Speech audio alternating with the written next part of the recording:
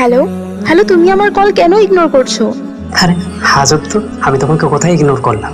Wow সুপারব! কথা বলো না 7 দিন ধরে, কলের উপর কল করি বাট তুমি ইগনোর করে দাও। যদি ছেড়ে দিতে পারি ইচ্ছা থাকে তাহলে ছেড়ে দাও, ফালতু এসব কথা বলো না। যদি আমাকে নিয়ে তোমার এতই প্রবলেম হয় দেন কেন আছো আমার সাথে রিলেশনশিপে? এমন একটা টাইম ছিল যখন তুমি আমার কথা না শুনলে থাকতে পারোনি। তুমি না বলেছিলে আমি তোমার জন্য অনেক লাকি? প্লিজ আমাকে কল করো না। হ্যালো হ্যালো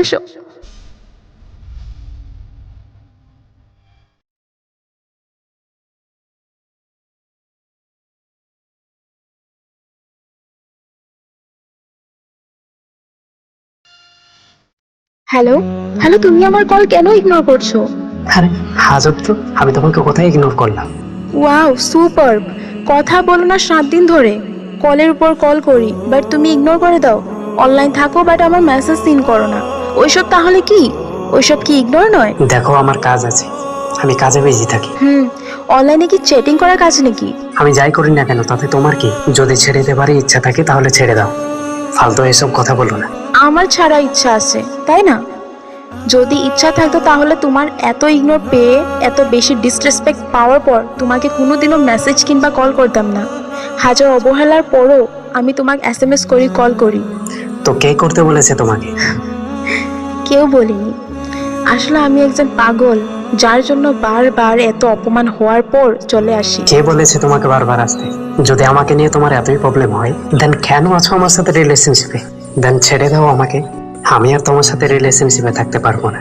ও তাহলে আসলে তোমারই মন নেই এই রিলেশনশিপে থাকার, তাই না? আমি তোমাকে অনেক সহ্য করেছি, আর পারছি না। তুমি যতদিন ধরে আমার লাইফে এসেছো, আমার লাইফে একটা না একটা প্রবলেম চলতেই আছে।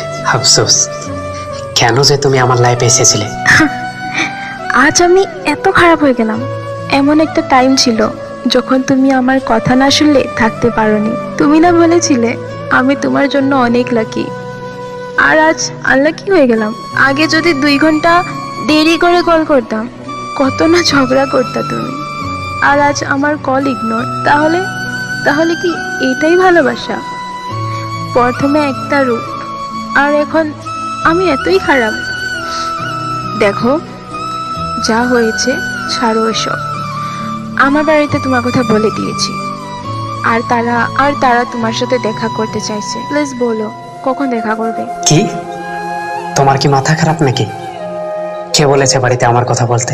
দেখো আমার বাড়িতে মানবে না, আর আমি তো এখনো নিজে পায়ে দাঁড়াতেই পারিনি। তোমার বাড়ি থেকে যাকে পছন্দ করেছে তাকে বিয়ে করে নাও, আর প্লিজ আমাকে কল করো না। হ্যালো হ্যালো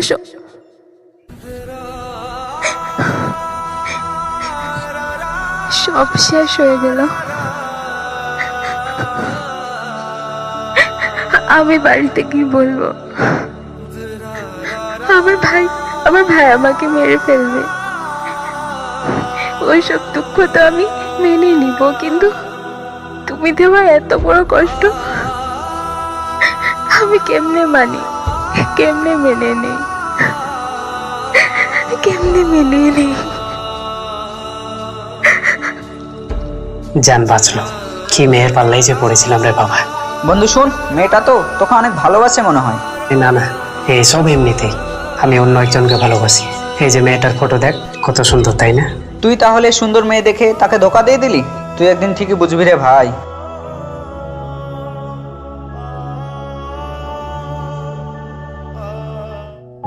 হ্যালো রিয়া, চিনতে পারছো আমায়? অফকোর্স, কেন চিনবো না? কেমন আছো? আমি তো ভালোই আছি, আর তুমি তুমি কেমন আছো? আমিও ভালো আছি। ভাই দেবে, তোমার বউ কোথায়? ডাকো তাকে, কথা বলি। হ্যালো হ্যালো, কি হলো? আরে না, একটা কাজ করছিলাম তো তাই। আর ওর মায়ের বাড়ি গেছে। মা, আমিও যাব কাকুর সাথে। না না মা, তোমার আব্বু আসুক, তারপর তুমি, তোমার কাকু আর তোমার আব্বু একসাথে যাবে, ঠিক আছে? কেসে? আর তোমাকে মা বলে ডাকছে কেন? এটা আমার মেয়ে। কি তোমার মেয়ে আছে? হ্যাঁ, 3 বছর চলছে। কবে বিয়ে করলে? বাড়িতে যখন বললাম যে তুমি আসবে না, তখন আমাকে আমার দাদা অনেক মারধর করেছিল। ওই টাইমে তামান্না বাবা আসে, আমাকে বাঁচায়, আর আমার মান সম্মান রক্ষা করার জন্য আমাকে বিয়ে করে। সত্যি আমি অনেক লাকি যে তামান্নার বাবার মতন মানুষ আমার হাজব্যান্ড। মেয়ের নাম তামান্না? হ্যাঁ, তামান্না। তোমার হাজবেন্ডের নাম কি? কি হলো বলো? সেই তামিম যে আমাকে ভালোবেসেছিল, কিন্তু আমি তো তোমাকে ভালোবেসেছিলাম। তামিম তোমার ফ্রেন্ড ছিল বলে সে আমাকে কোনোদিনও বলেনি, কিন্তু ওই দিন যখন তুমি আমাকে ছেড়ে দিলে, সে আমার মান সম্মান রক্ষা করার জন্য আমার বাবা আর দাদাকে আমার হাত চায়, আর তারা মেনে নেয়। প্রথমে ভেবেছিলাম বিধাতা এমন কেন করলো, কিন্তু এখন বুঝতে পারছি যে যা করেছিল অনেক ভালো করেছিল বিধাতায়। ঠিক আছে, বাই। হ্যাঁ, তামান্নার বাবা আমাকে আর তামান্নাকে নিয়ে ঘুরতে যাবে। আচ্ছা যাও, বাই। এটা আমি কেমন ভুল করলাম? আমি তাকেই হারিয়ে ফেললাম যে আমাকে জীবনের চাইতেও বেশি ভালোবেসেছিল। আমি কেন তাকে অন্যের হতে দিলাম? আমি শুধু একটা মেয়ের জন্য তাকে এত কষ্ট দিয়েছিলাম। তামিম বন্ধু, তুই অনেক ভালো রে ভাই। তুই আজকে আমাকে প্রকৃতি ভালোবাসার মিনিংটা বুঝিয়ে দিলি। তুই রিয়াকে ভালোবাসতি বলে আমাকে এনি টাইম বুঝিয়েছিস, কিন্তু আমি তো সবসময় বিন্দাস ভাবে থাকতাম। আসলে আমি রিয়ার ভালোবাসাটাকে কখনো বুঝতেই পারিনি। আসলে আমি বুঝতেই চাই। তুই ঠিকই বলতি, আমি একদিন বুঝবো। আমি রিয়াকে ছেড়েছিলাম শুধু ওই মেয়েটার জন্য, আর শেষে কিনা সেই মেয়েটাই আমাকে ধোকা দিয়ে চলে গেল। রিয়া যাওয়ার পর থেকে আমি আজ পর্যন্ত কোনো জব পাইনি।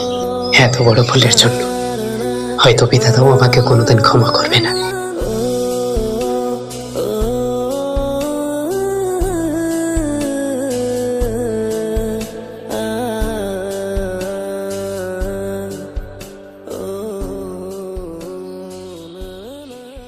হ্যালো গাইস, আমাদের ভিডিওটা আপনাদের কাছে কেমন লাগলো? আশা করছি অনেক ভালো লেগেছে। যদি আপনাদের কাছে আমাদের ভিডিও ভালো লাগে তাহলে চ্যানেলটাকে সাবস্ক্রাইব করে অবশ্যই আমাদের পাশে থাকবেন। আর আপনি যদি ফেসবুক পেজ থেকে দেখে থাকেন তাহলে প্লিজ আমাদের পেজটাকে ফলো করবেন। আর আপনি যদি চান আপনার জীবনের গল্পগুলো আমাদের সাথে শেয়ার করতে, তাহলে আমাদের সাথে কন্ট্যাক্ট করুন হোয়াটসঅ্যাপ কিংবা ফেসবুকে। ধন্যবাদ সবাইকে। ভালো থাকবেন, সুস্থ থাকবেন, আর স্বার্থপর মানুষ হতে দূরে থাকবেন।